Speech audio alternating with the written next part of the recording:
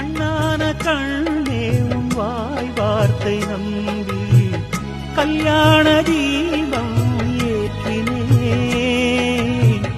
என் தீபம் உன் கோயில் சேராது என்று தண்ணீரை நானே ஊற்றினேன். உன்னோடு வாழ இல்லையொரு யோகம், நான் செய்த பாவம் யாரை சொல்வது? காதல் ரோஜாவு நலமாய் நீ வாழ்க, நீ சூடும் பூமாலை நான் போல் வாழ்கவே.